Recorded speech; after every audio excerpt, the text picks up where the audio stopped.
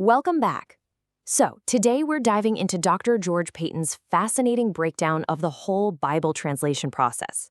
Now, when you picture a translated Bible coming together, you might just imagine, one lone scholar huddled over some dusty books in a library somewhere. But the reality? It's a colossal, highly coordinated team effort. Okay, let's dive into this and demystify exactly who is behind the pages of a translated Bible. To do that, here's our team roster. This is going to be the roadmap for today's explainer. We'll be looking at 1, the Bible translation team, 2, translators, the local experts, 3, advisors, trainers, and guides, 4, mastering cultural competence, 5, consultants, the quality check, and finally, 6, advisor versus consultant. All right, let's meet the team. Section 1, the Bible translation team. Producing a really good, accurate translation definitely doesn't happen by accident. It requires a highly structured team where every single player has distinct, yet overlapping responsibilities to hit that ultimate goal. Let me start by just asking you a question. Who actually translates the Bible? If an American or European linguist flies out to a remote village to help with a project, are they the translator? Well, this might challenge your assumptions, but actually, the answer is usually no. Section 2, translators, the local experts. Let's introduce the true MVP of our team. According to Dr. Payton's materials, a translator is the native speaker of the local language into which the Bible is being translated. We really need to firmly establish this right off the bat. It's the local speakers who are doing the heavy lifting here. They are the true translators because they naturally hold the innate knowledge of the target language. The foreign linguists, they're definitely there to help, but they are not the ones actually drafting the text. And the daily grind of a local translator is incredibly complex. Seriously, think about these duties. They need computer skills, proficiency in a language of wider communication, critical thinking for deep exegesis, the ability to draft, review, accept feedback, and relentlessly check for accuracy. And here's the kicker. There is absolutely no simple YouTube tutorial you can just pull up to teach you how to translate the Bible. They have to learn all these highly technical skills on the job.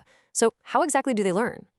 Section 3, advisors, trainers, and guides. Well, that brings us to the coach of the team, the translation advisor. Dr. Payton literally describes this person as Superman with all these different skills.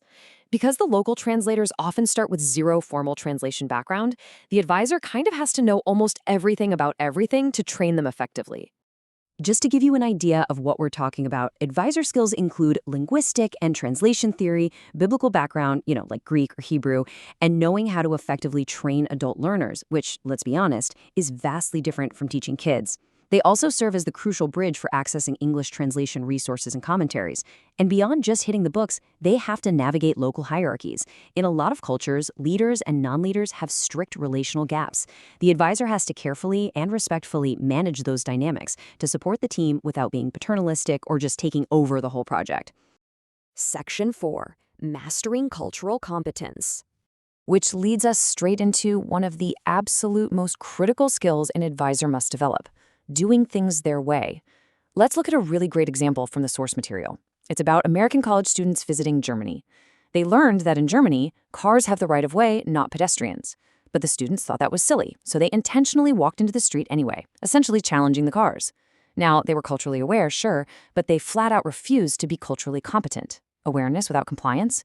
It's totally ineffective and, frankly, disrespectful. So true cultural competence means leaning into the culture and doing what good people do to show appreciation and function appropriately in that society. Advisors absolutely must master this to build trust. This includes deeply understanding the local community's worldview, like how they specifically view the unseen spiritual world, so they can find the exact right terminology for tricky biblical concepts. It's really about being a trusted advocate for the translation team from within their own community. Section 5, consultants, the quality check. Okay, so we've met the MVP and the coach. Now let's bring in the referee of our team, the translation consultant. The consultant's primary goal is to check for accuracy and finish editing, and they usually do this roughly twice a year. See, while an advisor essentially lives with or near the local team, the consultant is the outside expert. They come in occasionally to verify the ultimate accuracy of a completed chunk of scripture. They act as that crucial final quality control check before anything gets finalized. But man, this job is exhausting, especially lately with so much of it shifting online. Consider the number 11. That represents the staggering 11-hour time difference Dr. Payton experienced while consulting remotely from Dallas with a team over in Tanzania. Can you imagine doing deep, rigorous translation checks for 4 hours straight during what is literally the middle of your night? It causes severe Zoom jet lag. Remote consulting is just a massive logistical and mental challenge. Section 6, Advisor versus Consultant.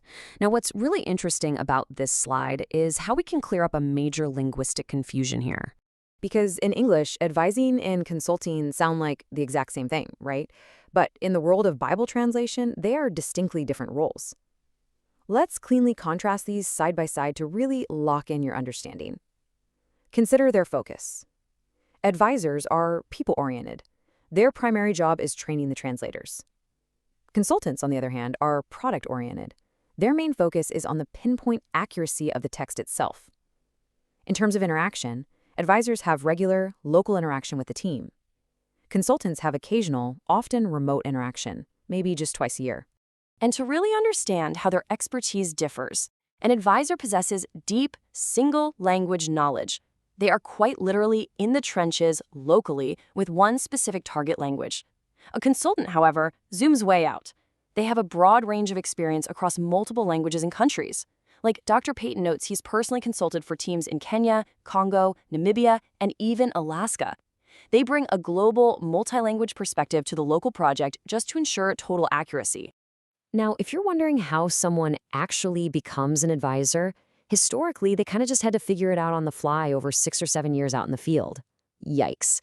But today, institutions like Dallas International University offer job-specific pre-field training specifically in applied linguistics and translation advising. This means individuals can gain these vital Superman skills before ever arriving on the field, which drastically flattens the learning curve for the entire translation team. Dr. Payton beautifully closes his lecture by referencing Ephesians 2:10. For we are his workmanship, created in Christ Jesus for good works, which God prepared beforehand so that we would walk in them. So the crucial point is this. This entire complex ecosystem of translation relies entirely on diverse individuals bringing their highly specific gifts and preparation to the table. Some are uniquely gifted with the local tongue, some with teaching and coaching abilities, and others with that broad linguistic oversight. Which brings us to our final thought for today. Reflecting on all these distinct roles, the local translator MVP, the Superman advisor, the eagle-eyed consultant, what role has God called you to? Or, looking at it more broadly, how can your unique skills, background, and passions fit into a massive, globally impactful team effort exactly like this one? I think that's a question worth pondering long after this explainer ends. Thanks so much for joining me on this deep dive into the fascinating world of Bible translation teams.